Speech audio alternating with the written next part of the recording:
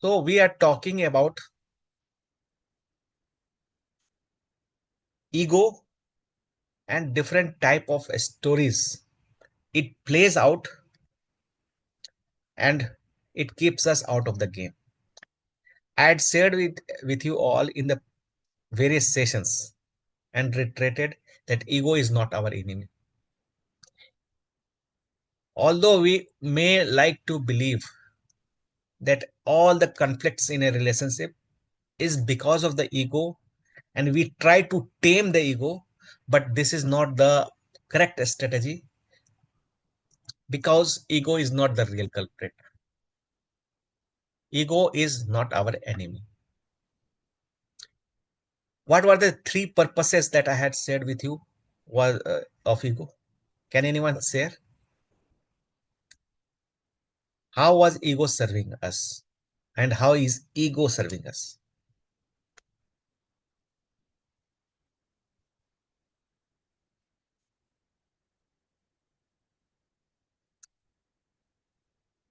Okay, let me share it with you once again. I am repeating some parts because it is very, very important that it should get embedded in your subconscious so that your relationship with the ego changes.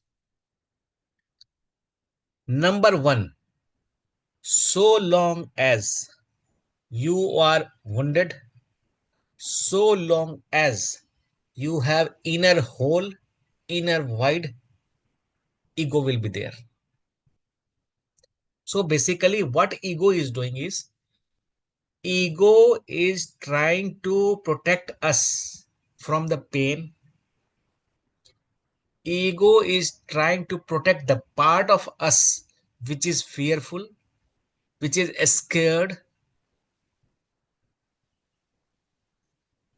So, a very important role that ego plays is that it protects the inner child from the pain.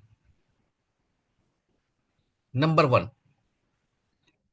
And I had also shared with you that it is the inner child who calls, who summons ego and calls him. Ego also does not come on its own. It is only on the request, plea, cry, shout of the inner child, because of which ego comes into action. This is the number one thing. Second thing that the ego does is that it will do everything in its capacity so that you may gain the approval, acceptance, and validation of others. Ego, another role that ego has is to make you feel validated, make you feel loved, make you feel heard. So it will try to make you prove right in some way or the other so that you may gain the validation of others.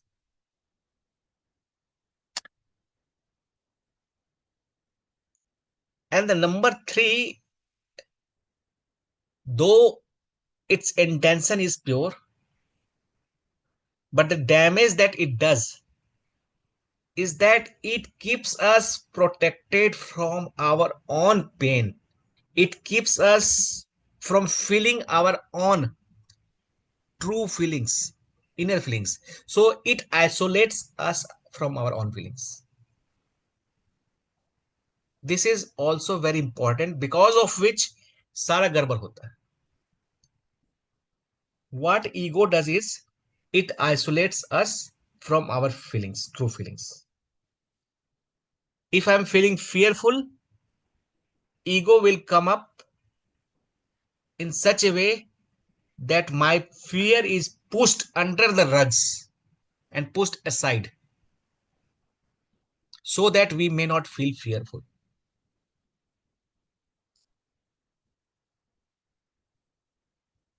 I will tell you another important characteristics of the ego. Just as you have an inner child whom we could not raise along with ourselves.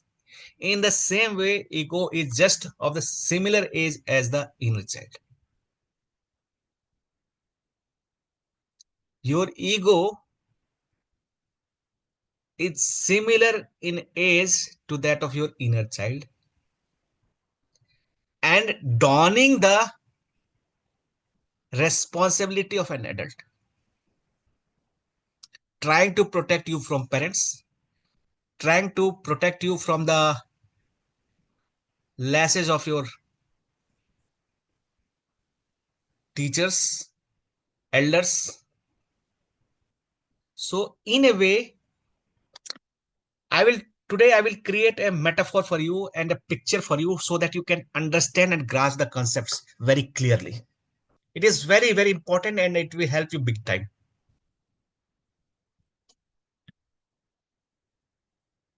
I had said with you that you have to have this nomenclature of ego. What would you like to call ego? And give also an image to it. How do you see ego as? Do you see it like a big monster? Do you see it lashing out at you? What is the picture that you have of your ego? And what is the picture you have? What are the words you think that ego says to you? It is also very important to visualize it. I was sharing that ego is just in age similar to that of inner child, and ego has been created during our childhood as a means of survival. Please understand this. Ego was created in our childhood as a means of survival. Therefore, though its intention is pure, but its ways are distorted, its ways are extreme, its ways are primitive, ways are childish. I repeat, this is very important to understand. Ego has been created in our childhood as a means of survival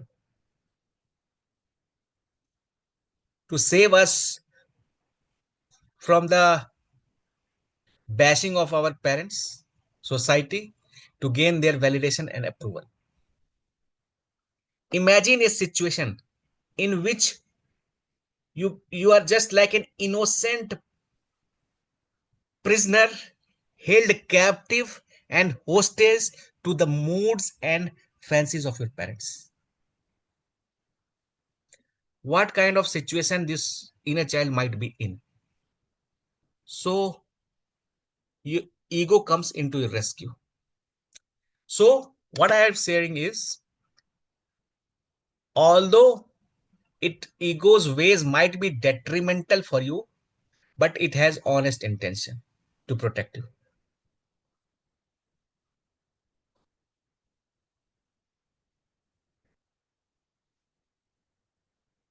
One of the major blockages, difficulties, impediments, and hurdles in healing is that you are not able to access your true feelings.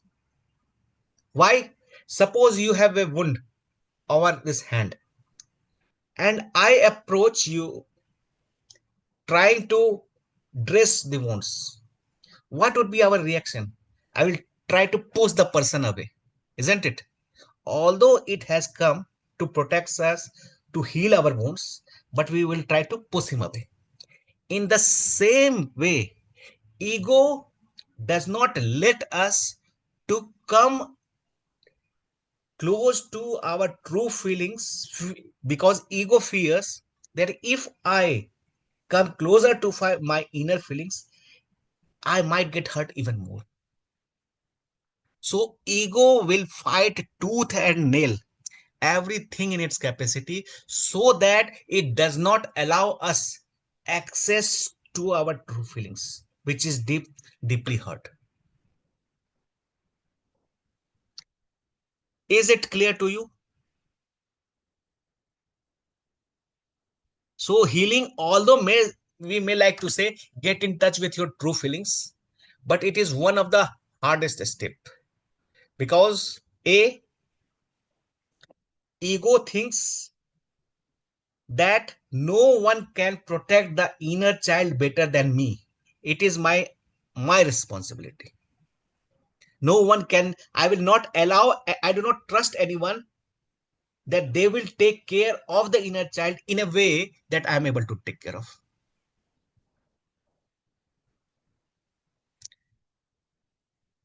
Is it making sense, or are you able to understand it?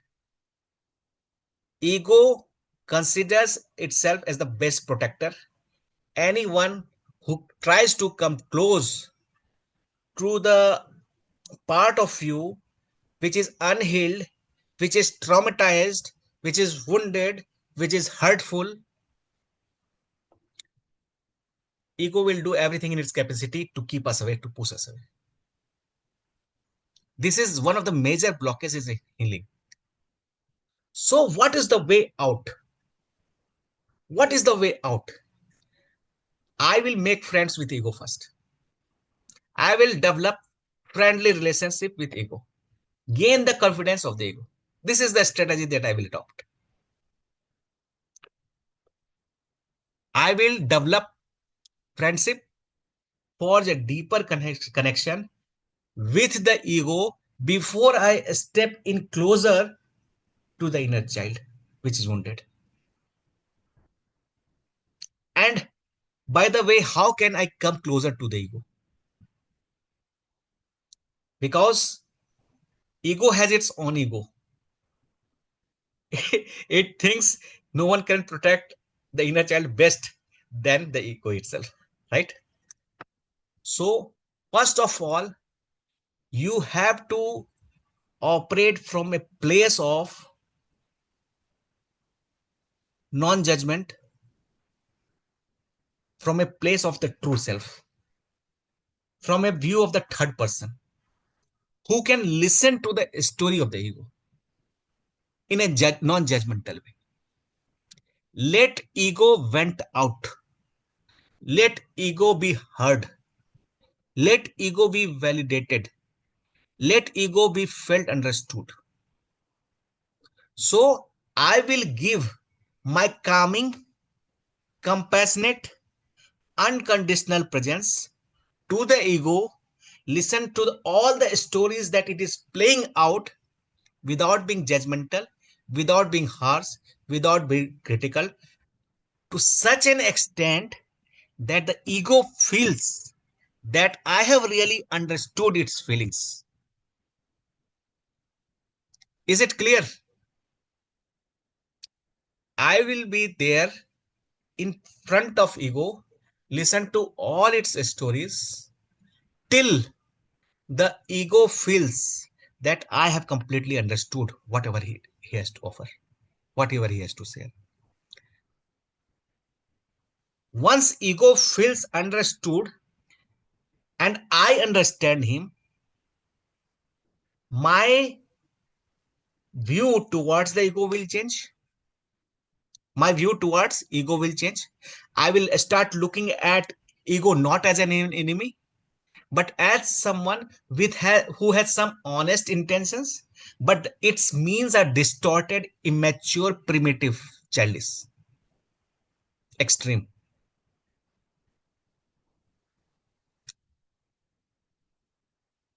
Are you able to understand it? If you do not if you have some any confusion, please stop me in between, because if you understand how the dynamics operate, it will be very become easier to check ego and to take control of the situation.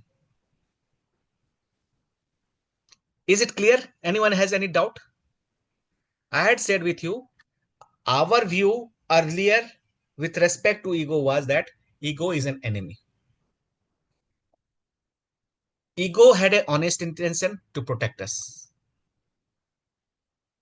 Now, every time I go and try to check in with the inner child so that I may heal it, ego obstructs us, thinking that I will cause more pain to the inner child than to heal it.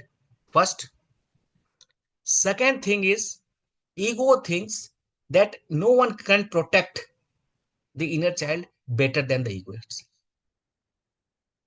So the strategy that I will use is, I will first make friends with ego. I will take his confidence so that he may at least allow me to come close to the inner child. Here is the catch. When I will try to convince the ego that, look, I know you had the best of intentions to protect the inner child, which is wounded, which is unhealed. Yes.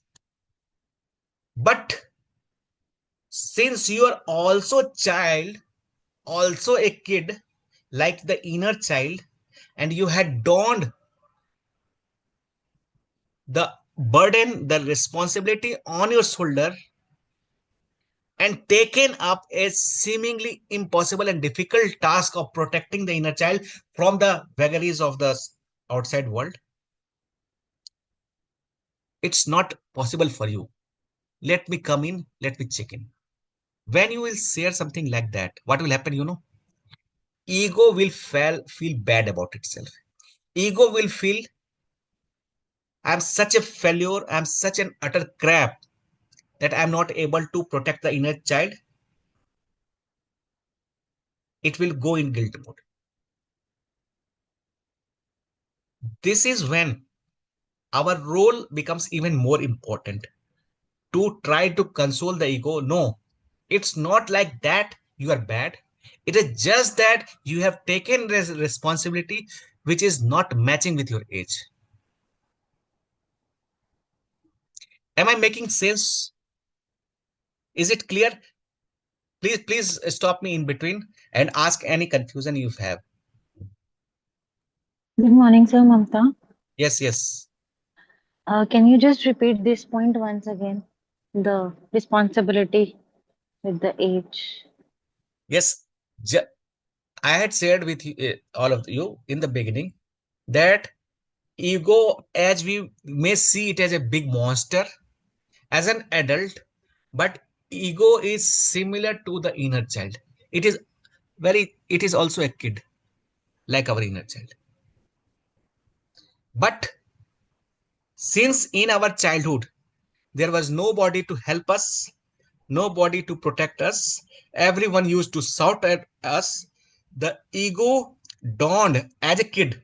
The ego as a kid donned the responsibility of protecting the inner child. So the responsibility which ego undertook when you were a child was not matching with the kind of responsibility it was undertaking to protect you, the inner child, from the anger, from the lash out of the parents and societies and everyone else. Yes, is it clear?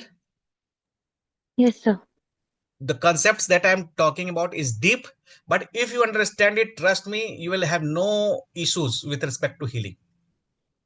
Otherwise, intellectual understanding is one thing, but understanding the inner dynamics, how things operate, it is very important. So I'm just trying to tell you. I will go in detail later on also, but just since I'm touching upon the topics and the stories that the ego plays out, uh, I'm talking about it in that context. Right. So once I have gained the confidence of the ego, yes, it is something which is beyond my capacity, considering my age.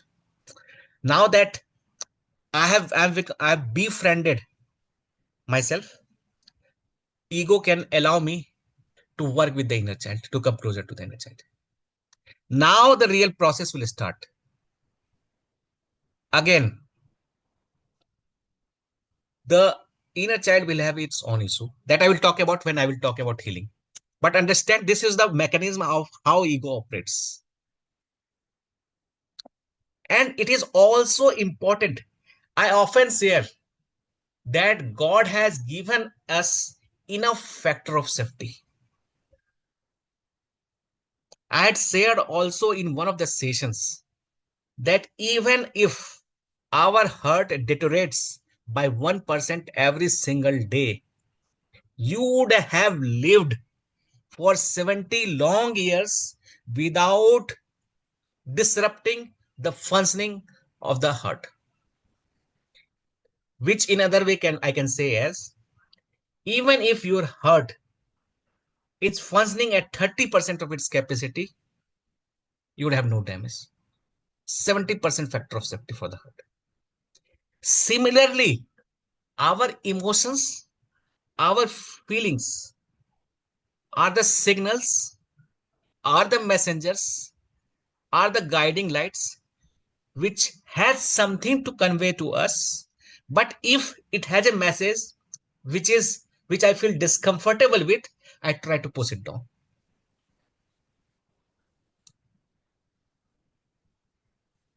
Suppose fear. If you have the fear, you try to push it down. You try to numb the feeling, but it has a message for you. Every feeling, every emotion has a message for you and is there to help you out. But since you consider it as a threat, you do not listen to its message. You close the door, banged on, and does not allow it to come in and listen to its message. So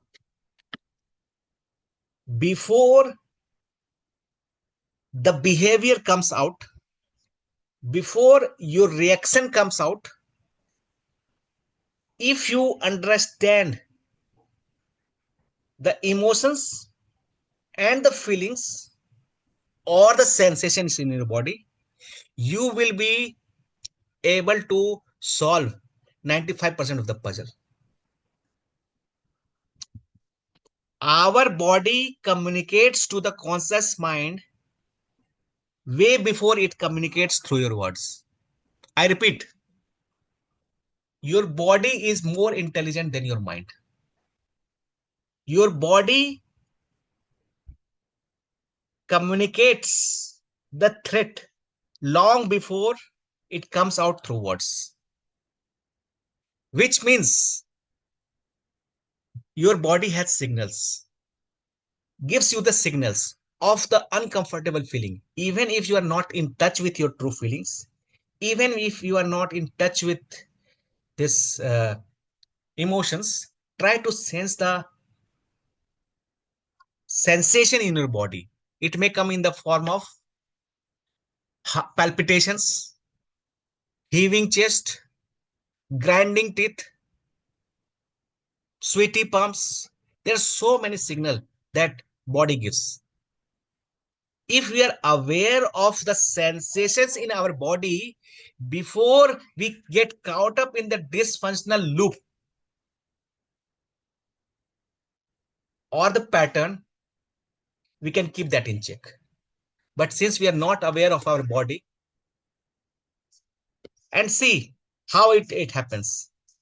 At the core, you have the feeling, then sensation, then reaction, and then the mask. The mask solidifies only when we are not attuned to our feelings, when you are not in touch with the emotions, when we are not in touch with the sensations in our body, and also when we are not aware of the patterns. Because of this, the mask gets solidified. The more unaware we are of our patterns, the more the mask solidifies. Mask comes much later. If we check at the level of the body sensation only, then we can keep things under control. I will talk about different body awareness later on, but let me share with you three more stories. Three stories were left. Just try to cover it up. Eighth story is a story of superiority or entitlement. Was it heavy for you, whatever I shared? Did it make sense, or was it not clear to you? I would like to understand from you all whether the concept that I was trying to explain, whether you have understood it or not. Clear? Great, superb. Clear to everyone? Hi, it's clear. Great. So it is a story of superiority or entitlement.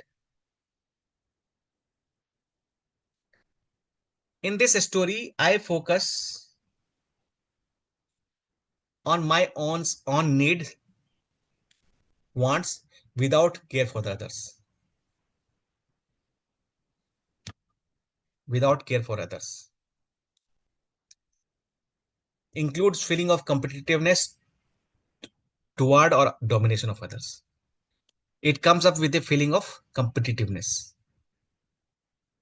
My needs, my wants. So the question is, how often and under what circumstances do you think about beating others or winning in some way?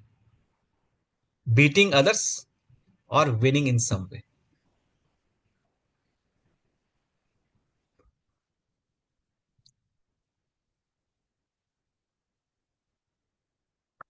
Ninth story is emotional overwhelm or shutdown. Emotional overwhelm or shutdown.